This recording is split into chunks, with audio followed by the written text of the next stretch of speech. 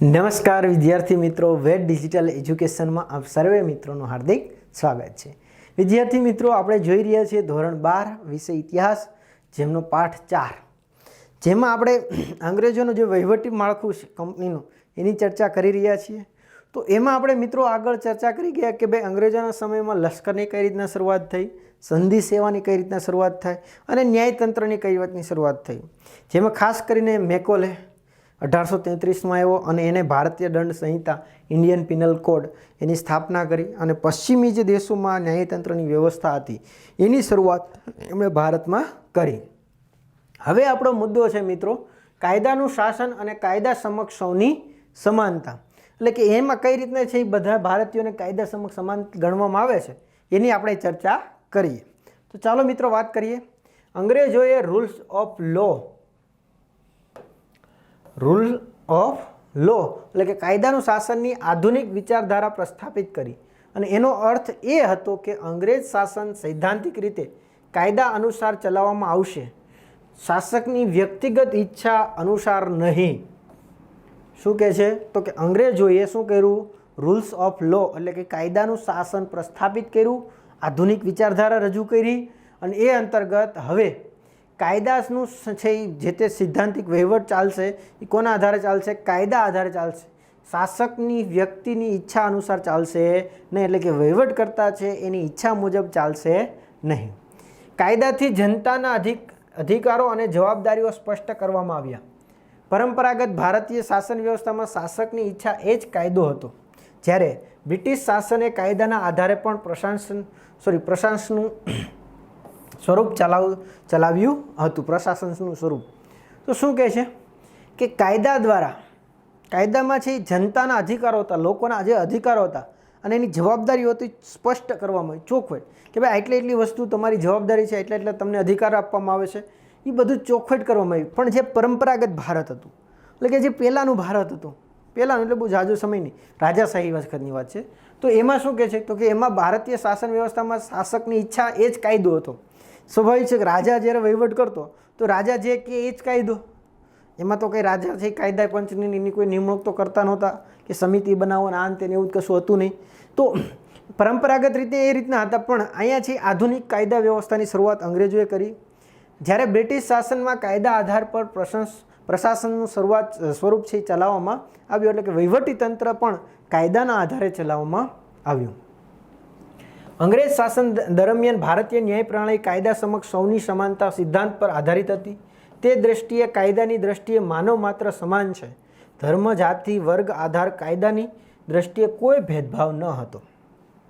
શું કહે છે તો કે અંગ્રેજ શાસન દરમિયાન જે આ ભારતીય ન્યાય પ્રણાલી છે એમાં કાયદા સમક્ષ સૌની સમાનતાનો સિદ્ધાંત છે એની ઉપર આધારિત હતી, કાયદા સમક્ષ સૌની સમાનતા, જેમાં ખાસ કરીને કાયદાની દ્રષ્ટિએ માનવ માત્ર બધા જ કેવા છે? સમાન છે, એક સરખા છે, ધર્મ, જાતિ, વર્ગના આધારે કોઈ કાયદાની દ્રષ્ટિએ ભેદભાવ કરવામાં આવતા નહીં। જોકે હાલમાં પણ આપણા બંધારણમાં આ બધી વ્યવસ્થા છે રેડી કે ધર્મ, જાતિ, જ્ઞાતિ, લિંગના આધારે ભેદભાવ કરી શકાશે નહીં, અનુચ્છેદ નંબર 15 અંતર્ગત। તો આ પણ એક એ સમયે વ્યવસ્થા થઈ, પણ પરંપરાગત ભારતીય લોકો હતા કે રાજાશાહીના સમયની વાત કરીએ તો કે ન્યાય વ્યવસ્થામાં જાતિ આધારિત ન્યાય આપવામાં આવ્યો।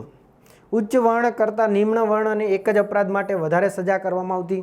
એટલું જ નહીં, જમીનદારો છે એ સામંતો વિરુદ્ધ ન્યાયાલય કે કેસ ચલાવવામાં આવતો નહીં, જ્યારે બ્રિટિશ શાસને સમાન લોકો માટે પણ ન્યાયાલયના દરવાજા ખોલી નાખ્યા હતા।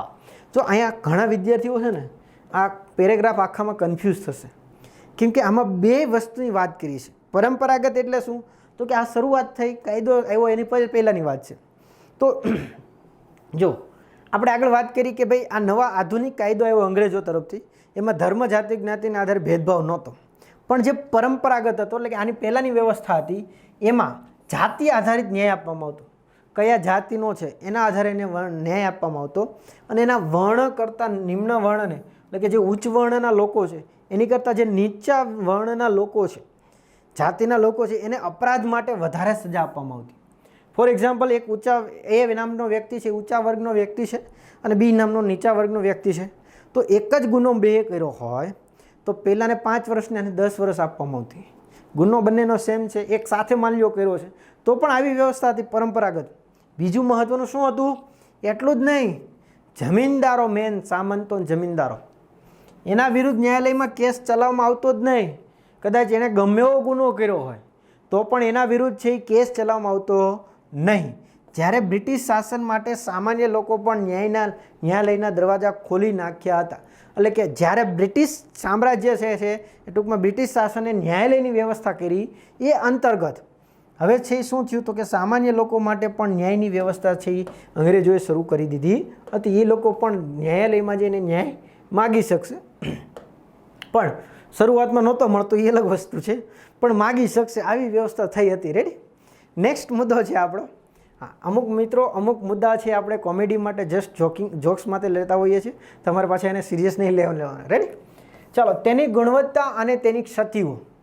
જો આ જે આધુનિક કાયદા વ્યવસ્થા આવી, ઓકે, આપણે બધાને વાત કરી કે ભાઈ દરેક વ્યક્તિઓને છે એ સમાન ગણવામાં આવતા હતા, દરેક વ્યક્તિ ન્યાયાલયમાં જઈને ન્યાય મેળવી શકશે, આ બધું જોયું. ઓકે, હવે એના નેગેટિવ મુદ્દાઓ કયા કયા હતા? પોઝિટિવ તો જોઈ લીધા આપણે, તો જોઈએ નેગેટિવ મુદ્દાઓ. કે બ્રિટિશ વહીવટીતંત્ર, આધુનિક વહીવટીતંત્ર, પોલીસ તંત્ર, લશ્કરી તંત્ર અને ન્યાયતંત્રની સ્થાપના કરી, જે ગુણવત્તાના આધાર પર રચાયેલી હતી અને આધુનિક સ્વરૂપી હતી. પરંતુ આપણે એ યાદ રાખવું જોઈએ કે ભારતમાં બ્રિટિશ શાસનનો એકમાત્ર ઉદ્દેશ બ્રિટિશ સામ્રાજ્યને ભારતમાં મજબૂત બનાવવાનો હતો. હવે અહીંથી આપણો સારાંશ પકડાઈ જવો જોઈએ. શું કહે છે કે ભારતીય વહીવટીતંત્રએ આધુનિક જે વહીવટીતંત્ર, સંધિ સેવા કરીને આપણે વાત કરી, આગળ કરી પાઠમાં, પોલીસ તંત્રની વાત કરી, લશ્કરી તંત્રની વાત કરી, ન્યાયતંત્રની વાત કરી. આ જે છે એ શું કર્યું હતું કે આ બધાની સ્થાપના કરી, જે ગુણવત્તાના આધારે રચાયેલી હતી, એની ક્વોલિટીના આધારે હતી અને એમાં આધુનિક સ્વરૂપની હતી, જે હાલમાં જે છે ક્યાંક ને ક્યાંક મળતી આવતી હતી અને એની જ શરૂઆત થઈ એમ કહી શકાય. અને આપણે છે એ યાદ રાખવું જોઈએ, આ બધું અંગ્રેજોએ શરૂ કર્યું, પણ એ પણ સાથે સાથે આપણે યાદ રાખવું જોઈએ શું તો કે ભારતમાં જે બ્રિટિશ શાસનનો એક જ ઉદ્દેશ્ય હતો, શું હતો? કે બ્રિટિશ સામ્રાજ્યને ભારતમાં મજબૂત બનાવવાનું છે. તો આ બધું લાવ્યા છે, કોને ઉપયોગી હશે એવી ખબર પડી ગઈ ને તમને? ઓકે, ચાલો. તેથી આધુનિક સંસ્થાઓ સ્થાપના તો થઈ, પરંતુ ભારતીયોને તેનો લાભ મળી શક્યો નહીં. આ બધી સંસ્થાઓની સ્થાપનાઓ થઈ, પણ એમાં ભારતીયને કોઈ ફાયદો થયો નહીં. જે આપણે આગળ મેં કીધું હતું ને, હા, આગળના લેક્ચરમાં પણ કીધું હતું કે આ બધી આવે તો થઈ, આવી તો ગઈ, પણ આમાં ભારતીયને કોઈ ફાયદો નથી. જોઈએ જેમ કે સંધિ સેવા, સેના, લશ્કર, પોલીસ તંત્ર, ન્યાયતંત્ર, ભારતીયોને ઉચ્ચ હોદ્દા આપવામાં આવ્યા નહીં. અને અંગ્રેજોના કાયદા ત્રુટિપૂર્ણ હતા, કારણ કે એક વિદેશી શાસનને ભારત પર નિયંકુશ રીતે લાદી દીધા હતા. તો શું કહે છે કે જે સંધિ સેવા હતી, લશ્કર હતી, સેના હતા, પોલીસ તંત્ર, ન્યાયતંત્ર, એમાં ઊંચા હોદ્દા ઉપર એક કોઈ ભારતીયોની નિમણૂક કરવામાં આવી નહોતી આ બધા તંત્રોમાં. આ સિવાય તો કે જે અંગ્રેજોના હતા એ ખામીયુક્ત હતા. ત્રુટિયુક્ત એટલે હું ખામીયુક્ત હતા. કેમ? તો કે વિદેશી શાસને ભારત ઉપર નિરંકુશ રીતે, કેમ કે એની ઉપર તો કોઈ અંકુશ નથી, એ તો પોતાની ઈચ્છા પ્રમાણે છે એ શું કરશે તો કે કાયદાઓ લાવી શકશે, તો કે છે સ્થાપી દીધા હતા, લાદી દીધા હતા. યુરોપિયનો માટે અલગ ન્યાયાલય અને અલગ કાયદા હતા. તેમની ક્રૂર વ્યવહાર સામે ભારતીયો કશું જ કરી શકતા નહીં. અને જે વ્યવહારમાં કાયદાની અસમાનતા સ્પષ્ટ દેખાય છે. જો હવે ખ્યાલ આવ્યો ને એની પાછળ, હા, સિક્કાની પાછળની બાજુ હવે શરૂઆત થઈ કે આપણે ત્યારે એમ લાગ્યું ઓહો પ્રાચીન કરતાં બહુ સારું હતું, પણ હવે જો શું કહે છે કે હવે જે આ કાયદાઓ હતા ને એમાં યુરોપિયન માટે પણ અલગ કાયદા હતા, બ્રિટિશરો માટે પણ અલગ કાયદાઓ હતા અને ભારતીયો માટે અલગ કાયદાઓ હતા. રેડી? સાથે એમના ક્રૂર વ્યવહારો જે અંગ્રેજોના હતા એમાં ભારતીયો કશું જ કરી શકતા હતા નહીં. આથી આ કાયદા અસમાનતા છે એ સ્પષ્ટ ચોખ્ખું દેખાઈ આવે છે. ન્યાય ઘણો મોંઘો જ હતો. જો કાયદા સમક્ષ સમાનતા, કાયદા સમાન રક્ષણ ને આ બધું આપણે કરતા હતા, યાદ છે? હા, આગળના વિડીયોમાં પણ કીધું હતું. પણ હવે ખબર પડી ને ન્યાય કેવો હતો? ઘણો મોંઘો હતો. અને ભારતની ઘણી ખરી પ્રજા એટલી બધી સક્ષમ નહોતી કે એ ન્યાય મેળવી શકે, કેમ કે એટલી બધી એની પાસે પૈસા જ નહોતા ને, કેમ કે વેપાર ધંધા જે તે બધું જ શું થયું હતું, પડી ભાંગ્યું હતું. આ સમયદારે વર્ષો સુધી કેસ ચાલતા અને અજ્ઞાની અને નિરક્ષર ભારતીયો જટિલ ન્યાય વ્યવસ્થાની બહાર હતા. જો શું કહે છે, જો આ વર્ષો સુધી કેસ ચાલતા, તારીખ પે તારીખ, તારીખ પે તારીખ. રેડી? ના, અને અજ્ઞાની અને નિરંકુશ જે ભારતીયો છે એ ન્યાયતંત્રની વ્યવસ્થાની બહાર હતા. એટલે કે જે અજ્ઞાની અથવા જે લોકો નિરક્ષર છે, જે અભણ છે, એ લોકો આ બધે ન્યાય વ્યવસ્થામાં શું છે એ ખ્યાલ જ નહોતું. આનાથી ઘણા દૂર હતા. એટલે આ બધી વ્યવસ્થાથી ઘણા દૂર હતા. જો કે આ મિત્રો તારીખ પે તારીખ છે એની ઉપરથી મને યાદ આવ્યું કે થોડા સમય પહેલાં એક મિત્રો રિપોર્ટ આવ્યો હતો કે ભારતમાં જે આપણે ઘણી વખત કેસ બાબતે આપણા એક માઇન્ડમાં એક અસમજતા છે જોવા મળે છે કે તારીખ પે તારીખ છે એ ખાસ કરીને આવતી હોય. તો એની પાછળ મિત્રો ન્યાયાધીશો જે છે, જજો છે, એનું એવું મંતવ્ય આવેલું થોડા સમય પહેલાં કે જો અમે સતત આ જે કેસો ચલાવીએ છીએ એ કેસો છે એ સતત 400 વર્ષ ચલાવીને આજથી કન્ટિન્યુ સતત 400 વર્ષ ચલાવીએ ત્યારે આ બધા કેસો પતે એમ છે. એટલા કેસો પેન્ડિંગ છે.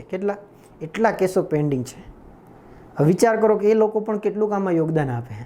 રેડી? હા, અને એમાં પણ એક કન્ડિશન હતી. શું કન્ડિશન? કે આ સમયગાળા દરમિયાન નવો એક પણ કેસ આવવો જોઈએ નહીં. તો અમે સતત 400 વર્ષ ચલાવીએ ને ત્યારે આ બધા કેસો છે એ સંપૂર્ણ પતે એમ છે. એટલા કેસો પેન્ડિંગ છે. એટલે આની ઉપરથી તારીખ પે તારીખ આપણે છે ખાસ સાંભળતા હોય છે. તેની પાછળ આના ઘણા બધા રીઝનો હોય છે. ચાલો, તો શું કહે છે કે ભાઈ આ જે કાયદા વ્યવસ્થા હતી એ ભારતીય લોકો નિરક્ષર અભણ પ્રજા છે એ સમજી શકે એમ નહોતી. એવી એમની જટિલ છે એ ગૂંથવણ ભરેલી કાયદા વ્યવસ્થા હતી. ધનાઢ્ય લોકો માટે જાણે કે કાયદો અને ન્યાયાલય હતા. પોલીસ અને ન્યાયાલયમાં વ્યાપક ભ્રષ્ટાચાર હતો અને જમીનદારો સામાન્ય ખેડૂત પર અત્યાચાર કરતા હતા. જુઓ, આ નવું આધુનિક પોલીસ તંત્રની વ્યવસ્થા જો ખ્યાલ આવી ગયો હવે. તો જો ધનાઢ્ય લોકો જે પૈસાદાર વર્ગ છે એ લોકો જાણે કાયદો અને ન્યાયતંત્ર એના માટે જ બનાવ્યો હોય એવું લાગતું હતું. ગરીબ લોકોને તેમાં એમાં કોઈ લાભ જ નહોતો મળતો, બેનિફિટ જ નહોતા. આ સિવાય પોલીસ અને ન્યાયાલય એ ભ્રષ્ટાચાર છે એ વ્યાપક એટલે ખૂબ જ એમાં ભ્રષ્ટાચાર ફેલાયેલો હતો. અને જમીનદારો છે એ સામાન્ય છે એ ખેડૂતો પર અત્યાચાર કરવા માટે આ પોલીસ તંત્ર ન્યાયાલયનો ઉપયોગ કરતા હતા જમીનદારો. રેડી? કે જેથી કરીને છે એને ગમે કોઈ પણ ખેડૂતને છે એ શું કરી શકાય, કોઈ પણ કારણોસર એની પર અત્યાચાર કરીને મહેસૂલ વધારે લેવાનો પ્રયત્ન કરવામાં આવતા. અને આમાં એક ભાઈ હતા, આગળ ગયા હતા, કોન વોલિસ. એને કીધું હતું, કોઈને ખ્યાલ હોય તો, કે ભારતની શા માટે ઊંચા હોદ્દા પર નિમણૂક નથી કરતા. તો એનું પોતાનું વ્યક્તિગત માનવું શું હતું? હા, વિદ્યાર્થી કોમેન્ટ તમારે ફટાફટ કરવાની છે. ચાલો, નકર હું તમને છેલ્લે કહીએ જણાવું. ચાલો, અવિશ્વાસના તત્વો. તો બ્રિટિશ શાસનની નીતિઓને કારણે ભારતમાં એક અવિશ્વાસનું વાતાવરણ સર્જાયું અને ભારતીયોએ બ્રિટિશ સામ્રાજ્યમાં આ શોષણખોર પ્રતીકોનો વિરોધ કર્યો. શું કહે છે? તો કે બ્રિટિશ શાસનની જે નીતિઓ હતી એને કારણે ભારતના લોકોમાં અંગ્રેજો પ્રત્યે ક્યાંક ને ક્યાંક અવિશ્વાસ છે ફેલાયો. કેમ કે આ બધી અસમાનતા ક્યાંક ને ક્યાંક બધી વ્યવસ્થાઓ લાવ્યા પણ એમાં ભારતીયોને કોઈ લાભ નહોતો, કોઈ ફાયદો નહોતો. અને આને લીધે છે એ ભારતમાં શોષણખોરના જે પ્રતીકો છે એના વિરુદ્ધમાં છે અવાજ ઉંચાવવા માંડ્યો. જેમાં કે દાદાભાઈ નવરોજીથી લઈ ગાંધીજી સુધીના મહાન ચિંતકોએ અંગ્રેજોની પ્રશાસનિક, આર્થિક અને ન્યાય વ્યવસ્થાની ભરપૂર ટીકા કરી. મહાત્મા ગાંધીએ કહેલું છે મોસ્ટ એમ્પી, ભારતની પ્રજા માટે વિદેશી શાસન અને વિદેશી કાયદો બંને અસ્વીકાર્ય છે, કારણ કે તેનો હેતુ ભારતની જનતાને સુખાકારીને બદલે બ્રિટિશ સ્વાર્થની પૂર્તિ કરવાનો હતો. શું કહે છે કે જો અંગ્રેજોને આ જે અલગ અલગ નીતિઓ આજ લાવ્યા, પોલીસ તંત્ર લાવ્યા, ન્યાયતંત્ર લાવ્યા, સંધિ સેવા લાવ્યા, રેડી, લશ્કરી તંત્ર લાવ્યા, તો આ બધું લાવ્યા પણ એમાં ભારતીયોને કંઈ લોતું હતું નહીં. અવિશ્વાસ એના ઉપર પ્રત્યે લોકોને અમુકના એના વિરોધમાં થવા લાગ્યા આ બધી ઘટનાઓને લીધે. કેમ કે જે હતું એ બધું ક્યાંક ને ક્યાંક પૈસાદાર વર્ગના સપોર્ટમાં હતું અને ગરીબ વર્ગોના એનો વિરુદ્ધમાં એનો ઉપયોગ થતો. એટલે આનેથી લીધે ધીમે ધીમે ભારતના લોકોમાં વિરોધ ઉત્પન્ન થયો અને વિરોધમાં દાદાભાઈ નવરોજીથી માંડીને આગળ ઘણા નાના મોટા ક્રાંતિકારીઓ આવ્યા અને એમાં ગાંધીજી જેવા મહાન નેતાઓ પણ આવ્યા અને એમના યોગદાન છે એટલે એમણે પણ ભારત આજે અંગ્રેજો પ્રત્યે છે ઘણો વિરોધ નોંધાયો. અને ગાંધીજીએ તો શું કહી દીધું ભાઈ કે ભાઈ ભારતના લોકો માટે એટલે કે ભારતની પ્રજા માટે વિદેશી શાસન અને વિદેશી કાયદો, એક તો વિદેશી શાસન અને વિદેશી કાયદો બંને કેવા છે? અસ્વીકાર્ય છે, કે સ્વીકારવામાં આવતા નથી. શા માટે? કારણ કે તેનો હેતુ ભારતની જનતાને સુખાકારીને બદલે, એટલે કે આનો હેતુ છે એ ભારતના લોકો સુખમય બને, એટલે કે આ સુવિધાનો લાભ લઈ શકે એવો નહોતો, પણ બ્રિટિશની પૂર્તિ કરવાનો હતો, એટલે કે બ્રિટિશનો જે સ્વાર્થ હતો એને પૂર્તિ કરવાનો હતો. એવો છે ઈરાદો કોનો હતો? આ બધે અંગ્રેજ અધિકારીઓ એટલે કે શાસન વ્યવસ્થાનો હતો. ટૂંકમાં બ્રિટિશરો દ્વારા રચવામાં આવેલા આ વહીવટી તંત્રમાં ખાસ કરીને કાયદા તેમજ ન્યાયતંત્ર ક્ષેત્રે અવિશ્વાસ તત્વો સવિશેષ હતા. શું કહે છે? તો કે બ્રિટિશરો દ્વારા જે બનાવવામાં આવેલા જે પણ આ કંઈ વહીવટી તંત્રો હતા એમાં કાયદો તેમજ ન્યાયતંત્ર ક્ષેત્રે અવિશ્વાસ છે એ વિશેષ હતા, વધારે પડતા હતા એવું આપણે અહીંયા કહી શકાય. તો મિત્રો અહીંયા આપણે સંપૂર્ણ છે પાઠનું શું કર્યું તો કે ચર્ચા કરી. તો આ બધું તમે જોઈ શકો છો. હા, જે એક પ્રશ્ન હતો ઘણા વિદ્યાર્થી મેં આગળ કીધો હતો કે ઘણા એમ કહેતા છે કે સાહેબ તમે મને જવાબ ન આપ્યો, પણ ભારતીયોની શા માટે છે એ ઊંચા હોદ્દા ઉપર નિમણૂક કરવામાં ના આવતી હતી, જેની આપણે ચર્ચા અહીંયા ક્યાંક આગળ આવશે, આપણે ચર્ચા કરી ગયા છે. તો તમે કોમેન્ટ આપી દેજો. તો અહીંયા આપણે મિત્રો સંપૂર્ણ પાઠની ચર્ચા કરી. આવી જ રીતના મિત્રો આપણે દરેક પાઠની છે વિસ્તૃત ચર્ચા સવિશેષ ડીપમાં કરીશું. તો આ વિડીયોમાં આપણે અહીંયા સુધી રાખીએ. ફરી મળીશું નવા પાઠ સાથે.